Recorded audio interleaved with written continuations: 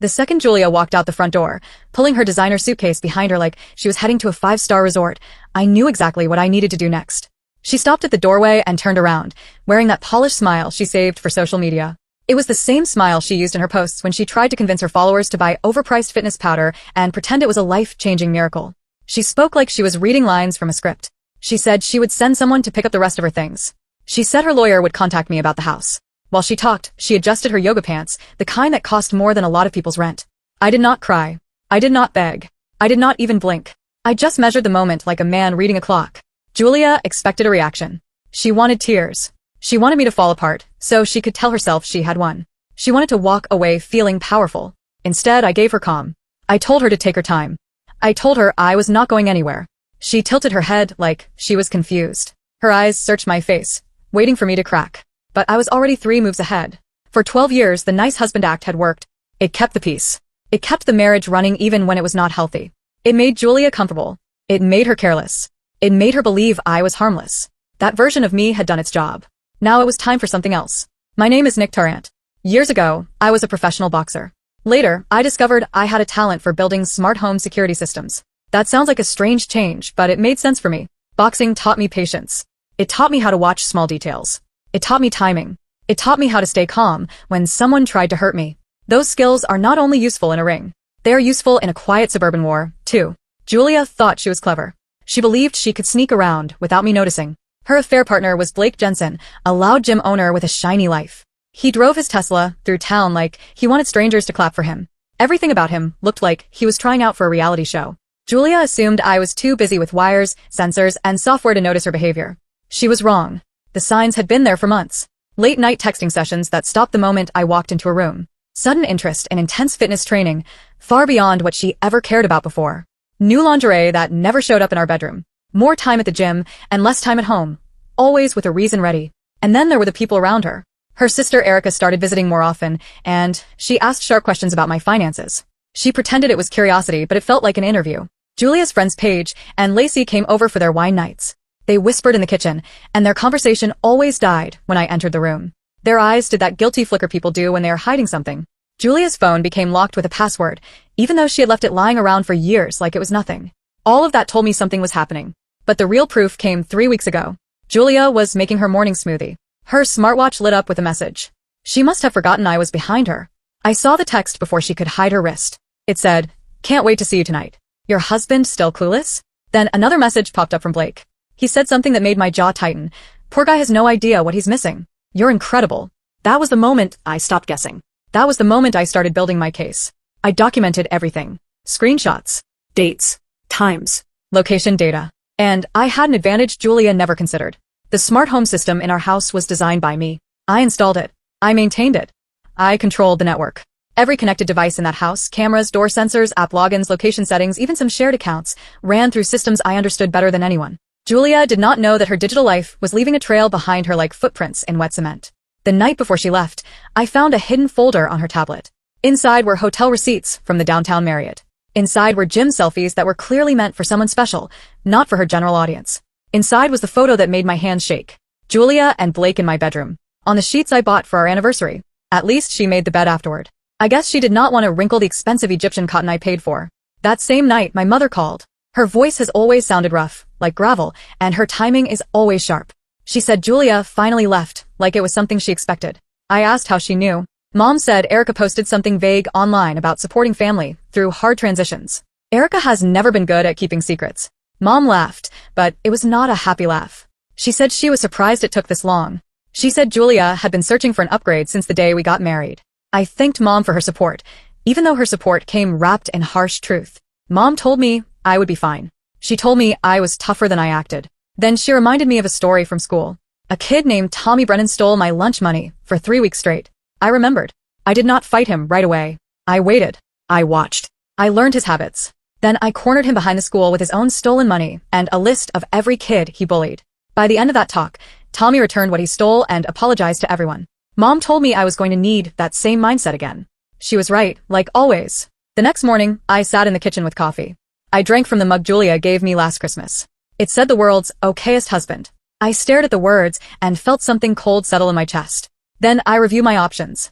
The smart home system gave me access to almost everything. Security footage, shared device logins, some financial accounts connected through devices, and even GPS tracking tied to the family plan on Julia's car, which she forgot about.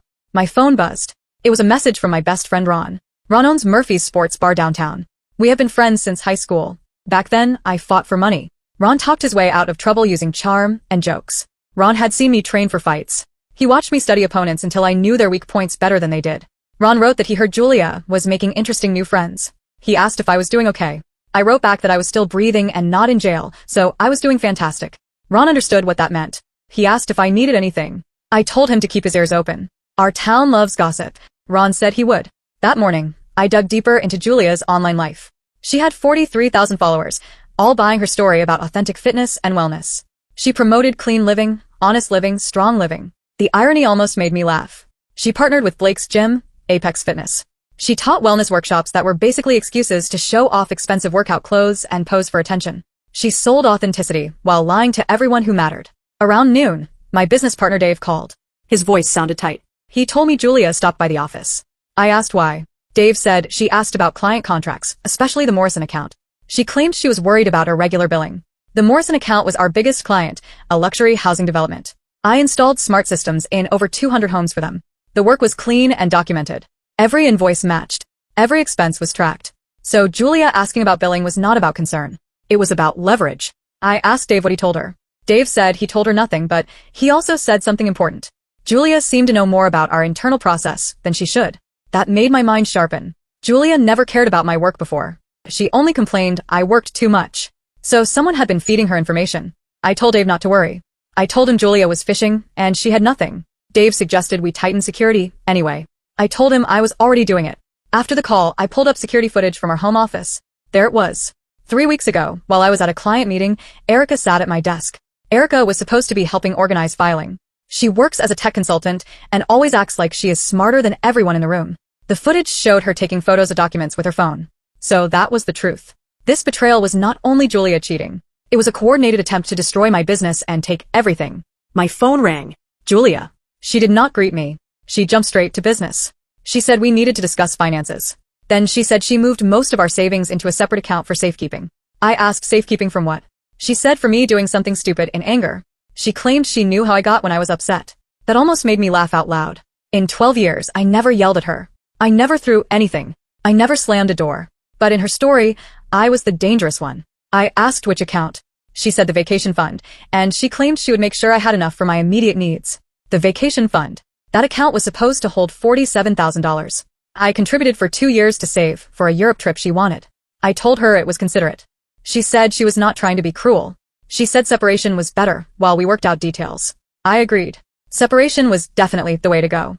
After she hung up, I opened my banking app. The vacation account was drained. But Julia made one critical mistake. She transferred money to an account still linked to our shared financial management system, connected through devices and permissions I controlled. It took me 4 minutes to reverse the transfer and lock her out of every shared account. By the time she tried to use that money for a celebration dinner with Blake, she would learn a hard lesson. I poured another cup of coffee. Then I opened my laptop.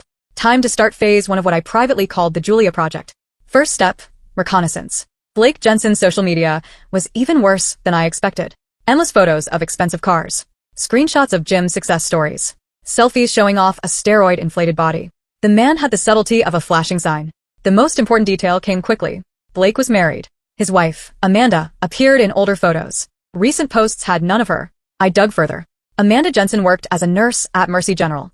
She had 2 kids from a previous marriage. So Blake was cheating on his wife with my wife, and neither woman seemed to realize the full situation. That was about to change. Before I could decide my next move, my doorbell rang.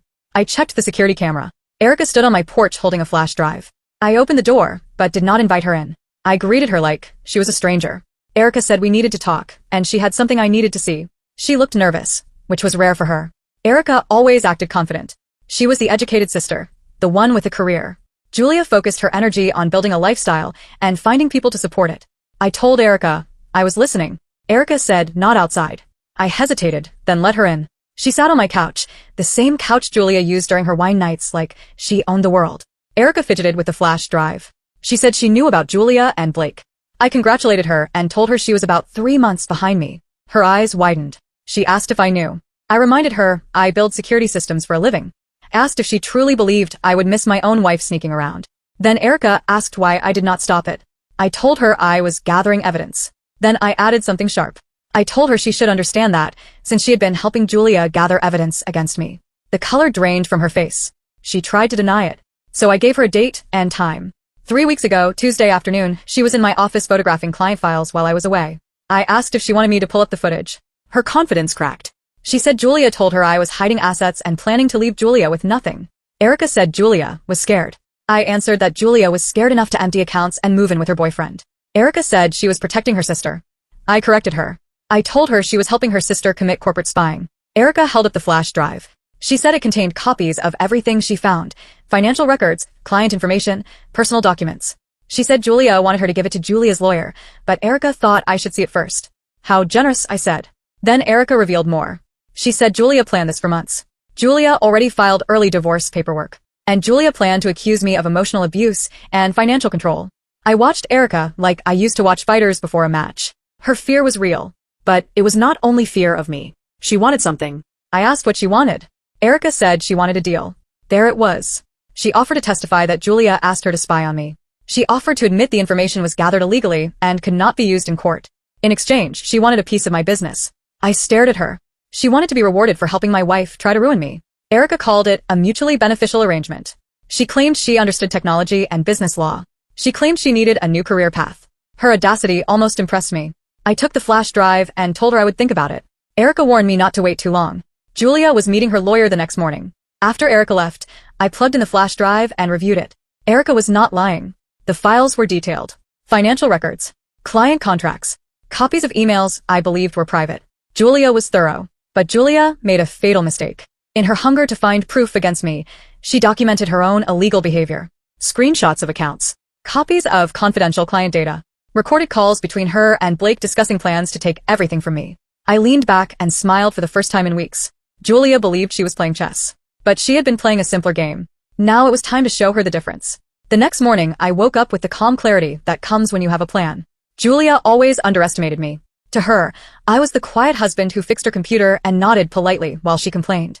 She had no idea the same methodical thinking that made me good at security systems also made me dangerous when pushed. My phone showed missed calls from Julia between midnight and 2 in the morning. 3 voicemails told a story. First, there was a problem with her bank card. Second, she accused me of messing with the accounts and demanded I fix it. Third, she threatened that her lawyer would hear about my behavior. I poured coffee and called Ron. Ron answered like he always did. He asked what the plan was. I told him I needed him to watch Apex Fitness around 6 in the evening. I wanted to see who arrived. Ron asked if he could do it without trouble. Ron said he had been not starting trouble for 40 years, and he was a professional. Then I went in my office to meet Dave. The Morrison project still mattered. I needed normal routines to continue. Dave looked worried. He said Julia called, trying to schedule a meeting with our team. Dave told her she had no authority, but he warned she sounded confident, like she had leverage. I showed Dave the flash drive evidence. Dave's eyes widened as he watched recorded calls and saw stolen documents. He asked what I would do. I told him first we would protect clients. We would inform them there was a data breach attempt. We would outline steps to secure their information. Then we would let Julia destroy herself with her own actions. That morning, I called major clients. I told them there was a security breach attempt, and we were handling it. Most were understanding. Spying and sabotage happen in tech industries. My reputation mattered, and I had earned trust over years. The Morrison Group was especially supportive. Their project manager told me they trusted me and asked me to handle my personal life however I needed. By lunch, clients had confirmed their confidence in our company. Julia's attempt to harm my business collapsed before it began. Then my phone buzzed. An unknown number. It was Blake. He said we needed to talk. I asked about what. He suggested meeting at Apex Fitness at 7. He wrote it was man-to-man. I replied I would think about it. Then I called Ron. I told him Blake wanted a meeting, and I would give Blake what he wanted. Ron said it sounded like trouble. I told him it was the best kind. That afternoon, I prepared. My smart home system linked to a mobile app. It allowed remote control and monitoring. More importantly, Julia's devices were still tied to the family account. She forgot to disconnect them when she stormed out. At 6:30, I parked across from Apex Fitness and watched the crowd arrive. The gym attracted an upscale group: lawyers, real estate agents, influencers. People who wanted to be seen exercising more than they wanted to exercise. At 6:45, Julia's car arrived. She wore her most expensive workout set. Blake greeted her at the entrance and kissed her like he had no shame. They believed they were celebrating. Julia believed she stole my savings and would soon own half my life. Blake probably believed he found a wealthy girlfriend who would fund his lifestyle. It was time to correct their expectations. 6 months earlier, Blake asked me for a security consultation at his gym. He wanted a sound system upgrade. He refused professional installation costs. I helped set it up as a favor, partly because I thought it might become a client relationship. That favor gave me something valuable. Administrative access. A backdoor. I activated the sound system.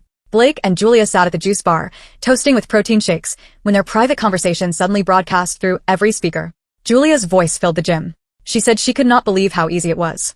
She said Nick never suspected anything. Blake asked about the money. Julia said she moved $47,000 to start, and there was more coming. She said after divorce, she would own half my business. The gym went silent. People looked around confused. Then Blake praised her, saying most women would feel guilty. Julia laughed and said guilty was not her problem. She said I deserved it. She called me boring and predictable. She insulted me in ways that made people around them slowly realize what they were hearing was real. Phones came out. In our world, public shame spreads faster than truth. Julia finally understood what was happening when she heard herself saying that I thought she was at her sister's place each night while she was with Blake. Her face went pale. Blake jumped up and scrambled to check equipment, but it was too late. The damage was done. I ended the broadcast. Then I walked into the gym. I moved through the crowd like I belonged there. Julia spotted me. Her expression flipped from embarrassment to rage. She accused me of doing it. I played innocent. I said I came to work out.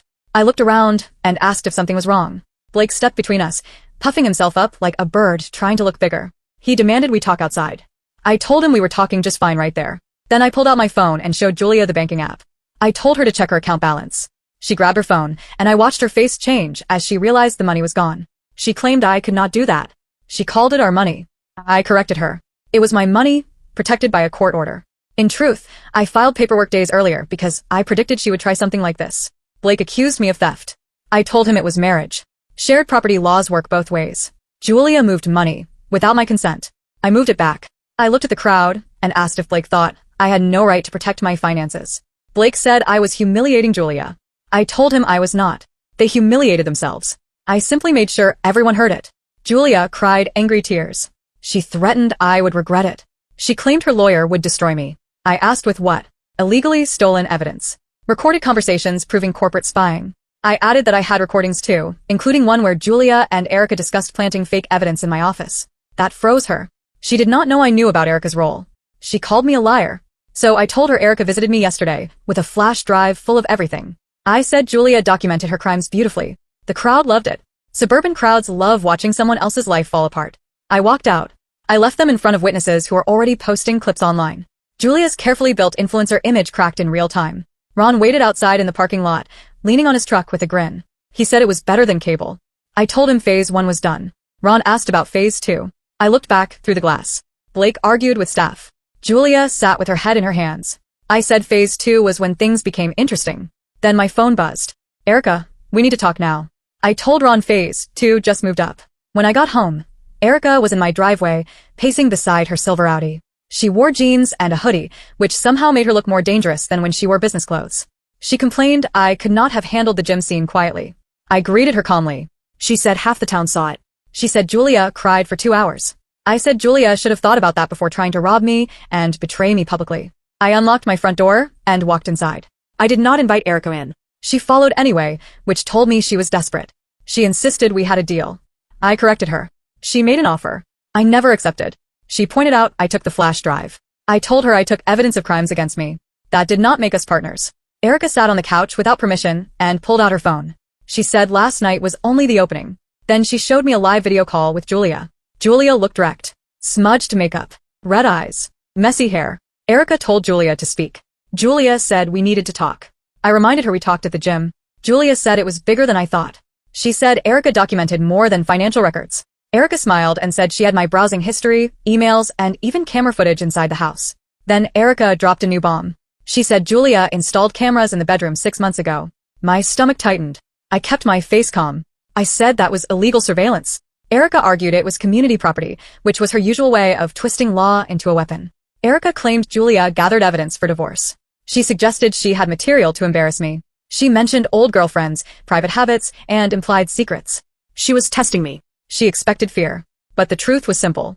I had nothing like that to hide. So I told her to show me. If she wanted to blackmail me, I wanted to see the tools. Erica's confidence flickered. She tried to dodge. I called her bluff. Then I pulled out my phone and opened my own security app. I pulled up the footage of Erica in my office 3 weeks ago, photographing confidential documents. Crystal clear. I told her that was breaking and entering plus corporate spying and conspiracy. Erica tried to claim Julia gave her permission to be in the house. I told her Julia could not grant access to my business files. Those documents were protected by non-disclosure agreements. Erica's phone buzzed. She checked a message. Her face turned pale. I asked if there was a problem. Erica said Blake wanted Julia to leave. Gym sponsors were asking questions. That was quick.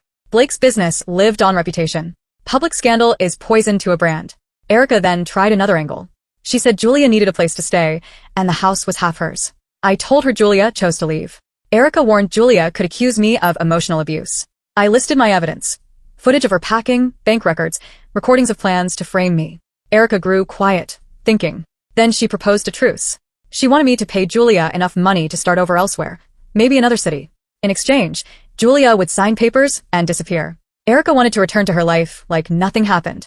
Erica suggested $50,000.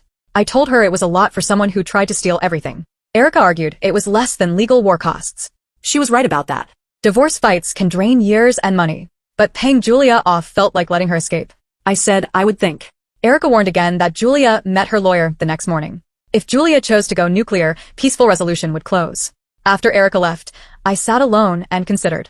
The smart move might be to pay Julia to vanish. But normal life with Julia was already poisoned. Normal included lies and betrayal. Normal included me being treated like a fool. Maybe it was time for a new normal. So I opened my laptop and researched Blake's business deeper. Apex Fitness was not just a gym. It was a franchise set up with investors, sponsors, and a board. Those people cared about image. Blake's personal account had thousands of followers, mostly local women. The business account pushed a family-friendly brand about health and values. Last night's audio was already spreading online. Someone posted video of Julia and Blake reacting in the gym. Comments ripped them apart. People canceled memberships. People mocked Julia's authenticity posts. I saved the worst comments and evidence. Then I researched Amanda again. Amanda was a pediatric nurse. Minimal social media. Family photos. Kids' school posts. Nothing flashy.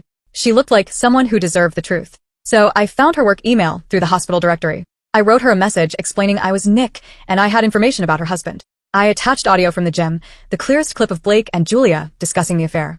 Then I hit send. After that, I called Ron again. I asked if he wanted to do late-night reconnaissance. Ron asked what kind. I said the kind with a camera and Blake's house. Ron said that sounded like stalking. I told him it was not stalking if we stayed on public property.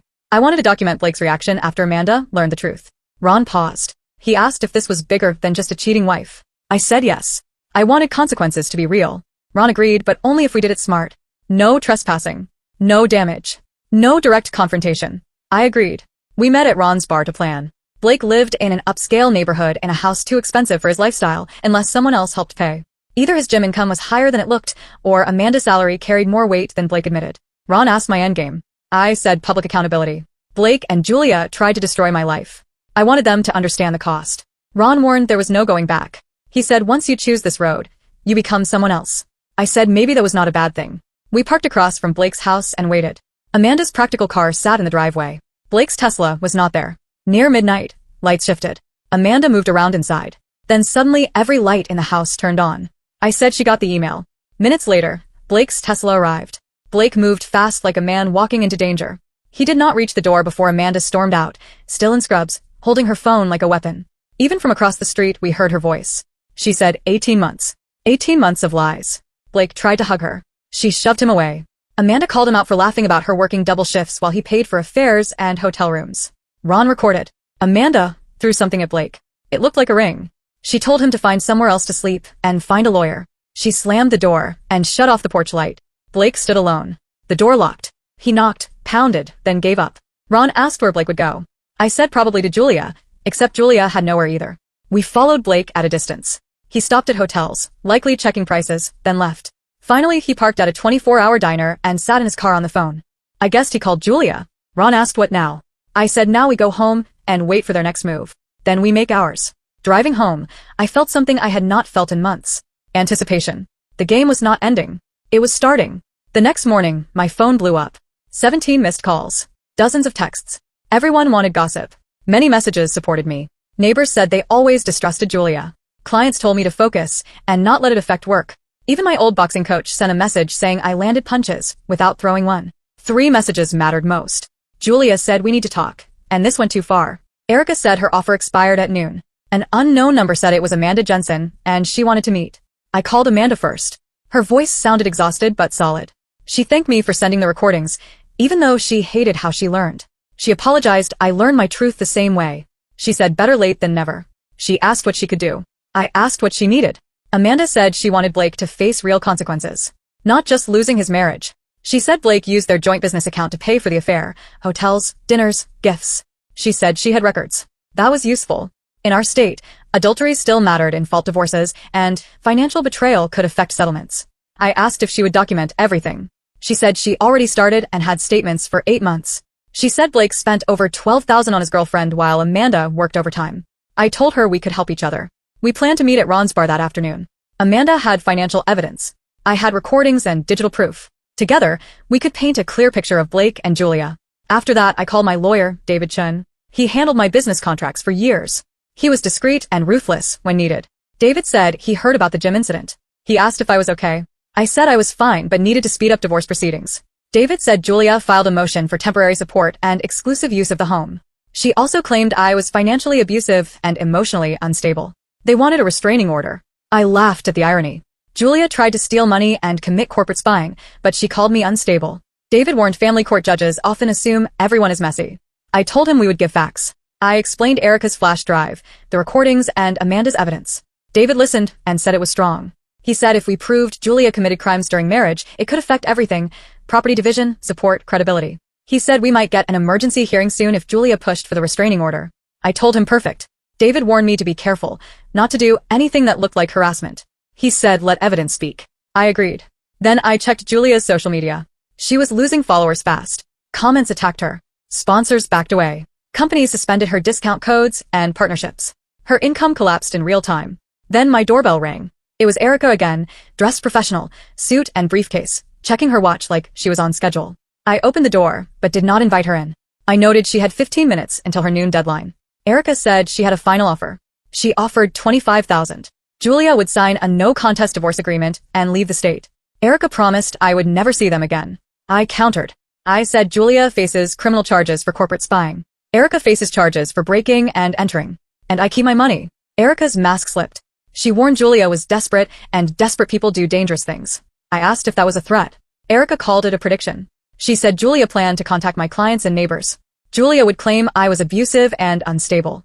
I told Erica to let her try. I had recordings of Julia planning to frame me. Erica replied I would be surprised how convincing Julia could be. Then Erica pulled out a tablet and showed me something worse. Julia was live streaming. She sat in what looked like a hotel room, speaking to a camera with that serious influencer face. She told viewers she survived an abusive marriage. She claimed her husband used smart home tech to spy on her, control money, isolate her, and punish her for friendships. She claimed I humiliated her publicly. Erica said the stream was live on multiple platforms and had thousands watching. The comments supported Julia. People love a victim story, especially when it is polished. I watched Julia perform. She was good. She mixed vulnerability and strength like a product. But she also made claims that could be proven false. That mattered. I said she would regret this. Erica said last chance, take the deal. I said no. Erica walked away and warned Julia was only beginning. Right after Erica left, I called Amanda. I told her plans changed. I needed her now. Amanda arrived 20 minutes later carrying a box of documents. She looked like she had not slept. She said she watched Julia's stream and Julia was good at playing a victim. Amanda feared Julia would convince people I was the villain. I said then we show the truth. Amanda spread financial statements on my kitchen table. Hotels, restaurants, gifts, a pattern. Amanda pointed out Valentine's Day charges. Blake said he worked late, but he spent hundreds on dinner and a hotel. Amanda said she worked double shifts to pay for gym equipment while he spent money on his affair. We spent an hour organizing everything. Amanda said it was enough to destroy Blake in court. But she wanted more. She wanted public consequences. Then Amanda revealed something important. Blake had a corporate presentation the next morning. Apex Fitness tried to secure a contract with the Morrison Group to provide employee wellness services. That contract was huge. Blake was presenting to the board at 10. Amanda wanted to make sure the board knew who Blake really was. She wanted to send them the full package. Records, audio, proof of the scandal. I told her it could destroy his business. Amanda said good. She said he destroyed their marriage, so she did not care. I made calls. I warned there was no going back. Amanda said it was already ugly, and at least this way Blake would not be the only one doing damage. That night, I drafted an email to the Morrison board with careful language. I did not rant. I did not threaten. I gave evidence. If Julia wanted a public opinion war, I would fight with truth. The next morning, I arrived at Meridian Tower early. The Morrison boardroom sat on the 15th floor with huge windows. I had been there many times for security proposals. Today, I was there to watch Blake's world collapse. Janet Morrison, the CEO, called me personally after reviewing the evidence package from Amanda. She said they needed to discuss Apex Fitness before making decisions. I told her I wanted transparency about any conflict. I admitted Blake was the man having an affair with my wife. I said I did not want personal feelings to distort the evidence. Janet said the evidence stood on its own. The Morrison Group valued ethics and family image. They even had morality clauses for contractors. Blake's affair was personal, but his spending habits, dishonesty, and public scandal made him a liability. Blake arrived looking like he slept in his car. Wrinkled suit, messy hair, desperate energy. Julia was with him, dressed polished but strained. Her eyes kept checking her phone, probably watching her follower count and comments. Blake's business partner Trevor Walsh came too. He looked miserable. Blake saw me and asked why I was there. I said I was working. The building was a client site. Blake called it convenient. I said I would rather be anywhere else. Julia tried her public smile and said we needed to talk. I said everything seemed to be going exactly according to plan. Julia asked whose plan. I said hers. She wanted to destroy my life and run off with Blake. Julia denied it. I reminded her she tried to steal money, sabotage my business, and embarrass me. The only surprise was that I fought back. Blake tried to stop the conversation and said they were there for business. I said yes, and Morrison cares about character. Fear flickered in Blake's eyes. He asked what I did. I said I did nothing. But his wife provided records. Blake's voice cracked when he heard Amanda's name. Julia grabbed his arm and whispered they should leave. I told them it was too late. Janet Morrison stepped out of the elevator with board members. She introduced herself and told Blake they needed a conversation before the presentation. Blake tried to smile professionally. Janet said they received concerning information about business practices and personal conduct. She said they would address it privately. Then she thanked me for bringing attention and said they would handle it.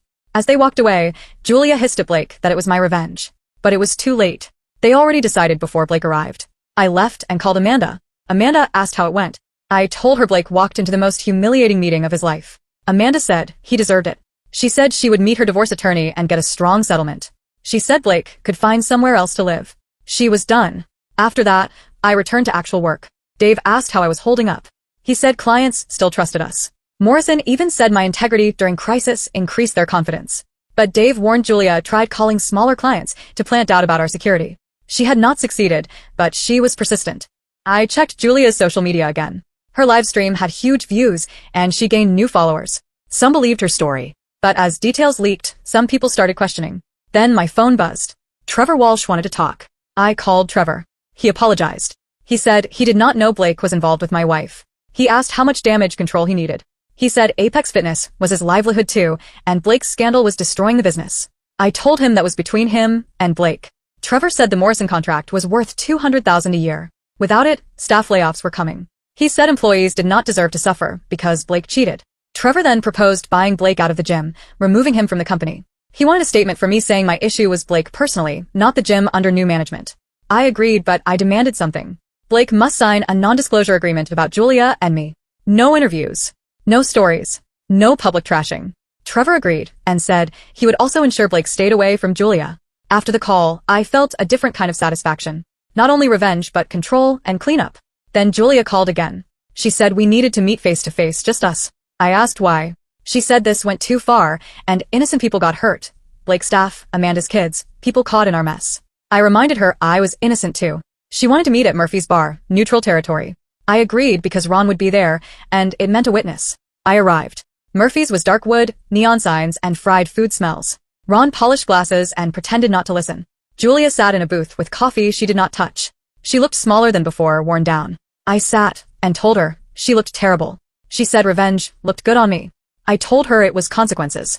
She asked if there was a difference. I said revenge is emotion. Consequences are logic. Julia laughed without humor. Then she asked what I wanted really. She asked what it would take for me to stop and let everyone move on. She said she and Blake wanted to start over somewhere else. I asked with what money. Blake's business was collapsing and Julia was broke. Julia said they would figure it out. I told her Blake was already learning she was more trouble than she was worth. Julia asked what I meant. I told her Blake kicked her out. Trevor was buying him out. Amanda was divorcing him. I asked what Julia brought to the relationship besides debt and drama. Julia's face cracked. She insisted Blake loved her. I told her Blake loved the fantasy of her, and reality was catching up. I asked when Blake last returned her calls. The silence answered. Julia cried angry tears. She accused me of enjoying it. I admitted I enjoyed watching her face reality because she avoided it for years. Julia said she made mistakes, but did not deserve to lose everything. I reminded her she tried to take everything from me. Julia asked me to be the bigger person. That made me laugh. I told her I had been the bigger person for 12 years while she spent money, ignored needs, and planned escape. Julia called that unfair. I pulled out my phone and played one recording from the flash drive. Julia and Blake mocking me, calling me boring, calling me easy to fool, dreaming of spending my money. Julia reacted with horror and begged me to stop. I told her this was her authentic voice. The real Julia. Not the victim story. Not the wellness influencer. The person who did cruel things and felt no shame. Julia tried to say she was angry then. I told her no, she was honest. Julia asked what I wanted her to do. I told her to disappear. Leave town. Stop live streaming. Stop trying to rewrite history. If she refused, I would release everything. Every recording. Every stolen file. Every plan with Erica. Her followers would learn the truth. Julia stared at me and said I changed. I said yes. I said the old version was too easy to manipulate. Julia stood and said it was not over. I told her it was. She just did not know it yet. After she left, Ron brought me a beer. He said that was cold. I said she earned it. Ron warned me she had nothing left to lose now. That made her dangerous. I said let her be dangerous. I was ready. Ron shook his head and called it famous last words. He was right to worry. Cornered people become unpredictable. And the storm proved that. Tuesday night, a heavy thunderstorm hit. Rain turned streets into rivers. Lightning flashed like camera bulbs. I sat in my home office reviewing security footage and planning next moves. Julia had been quiet for 3 days, which made me uneasy. Quiet Julia was planning Julia. At 9:52, motion sensors caught movement in the backyard. Infrared cameras showed 2 figures approaching through the rain. One large, one smaller. Blake and Julia. I turned on the exterior floodlights and activated the intercom. I told them I could see them. I told them it was private property and they were trespassing. Blake looked up at the camera, rain running down his face. He said they needed to talk face to face. I told him we already talked, and he did not like it. Blake said things changed. I said they looked the same. Cheater, liar, trespassers. Julia stepped into the light. She looked awful. Hair soaked, makeup running, clothes worn. She begged for 5 minutes. I asked what for. Julia said they wanted to make a deal. I asked what kind. Julia demanded we talk inside. I considered calling police, but curiosity pulled me. I also knew my security system gave me control. I agreed on my terms. Front door. Hands visible. They leave when I say. I met them at the front door with the chain lock on. Blake looked like a man who slept in a car for days. Julia looked afraid in a way I had never seen. Not fake fear, real fear. Blake said Trevor forced him to sell his gym share below market value. He had enough to leave town, not enough to restart. I told him congratulations, consequences. Julia said her influencer life was over. Her followers turned on her. Her comments were brutal. Again, consequences. Julia offered to disappear with Blake. New city, maybe even new names. She said I would never hear from them again. I asked what they wanted in return. Money. I laughed at the idea of paying them to vanish after they tried to ruin me. Blake said Julia had one more card. Julia pulled out her phone and showed me a video file. She reminded me about cameras in the bedroom. She claimed she had 6 months of private footage that could embarrass me. My stomach turned, but I did not show fear. I demanded she show me. Julia hesitated. She fumbled and opened a file. The clip showed me getting dressed for work. That was it. Nothing illegal. Nothing shameful. Nothing damaging. I told her she was bluffing and bad at it. Blake stepped forward. He told me to let them in. I refused. I told them to leave, or I would call police and release evidence of their affair and their betrayal. Blake's face twisted. He accused me of being a puppet master with my smart house. I told him smart enough to catch him. Smart enough to protect assets. Smart enough to destroy his business and marriage. Blake shouted that I destroyed his life. I corrected him. He destroyed his life. I simply made sure everyone saw. Then Blake snapped. He slammed his shoulder into the door. The chain lock broke. I stumbled back. Julia screamed for him to stop. Blake charged into my house and swung at me. He was bigger than me, maybe stronger, but he was sloppy. Anger makes people careless. I was trained. I slipped his first wild punch. I hit him with a quick jab to the body that stole his breath. He doubled over. I followed with an uppercut that snapped his head back. Blake stumbled but stayed up. He lunged again, slower. I sidestepped and used his momentum to slam him into the wall. He kept swinging, but his coordination was fading. I hit him with a clean combination, body, jaw, then another shot that dropped him to the floor. I told him to stay down. Julia cried and tried to help him up. She accused me of hurting him. I said he hurt himself. I said I did not make him cheat. I did not make him break in. I did not make him throw the first punch. I called 911. I reported a break-in and assault. Julia begged me not to. She said Blake needed medical help, not jail. I told her he would get both. While we waited, I saved security footage. Everything was recorded. Trespassing, forced entry, attack, my response. Police arrived within minutes, followed by an ambulance. Blake was dazed, likely concussed. Officers took statements. Julia tried to invent a new story, saying they were invited and Blake entered because he feared for my mental health, and I attacked him first. But footage did not support her. Evidence did not support her. Blake's scraped knuckles came from the wall. My injuries were minimal. The officers told Julia her version did not match reality. Blake was arrested at the hospital for breaking in, assault, and trespassing. Julia was warned about false statements, but not charged, since she did not attack me physically. After they left, I sat in my living room and looked at the broken door. It would need repair. The wall had scuffs. But the house was fine. And I was fine, at least physically. Emotionally, I felt something I had not felt in months. Closure. Blake would face real charges. His remaining reputation would collapse when word of an arrest spread. Julia would face life without Blake, without money, without her influencer image, and without anyone else to blame. My phone buzzed. Ron asked if I was okay. He heard there was excitement. I told him I was better than okay. I told him it was over. Not only Blake. The divorce. The whole thing. I poured a drink and sat quietly as the storm faded outside. Tomorrow I would rebuild. Fix the door. Meet with my lawyer. Focus on business. Start a new life without lies and fake peace. But that night, I allowed myself to sit in my smart home and feel the end of something terrible. Julia and Blake gambled everything on deception. They lost. Now they paid. As for me, I was done wearing the harmless mask. Underneath, I had always been the same person. Strategic. Patient. And absolutely ruthless when pushed too far. It was going to be an interesting new chapter.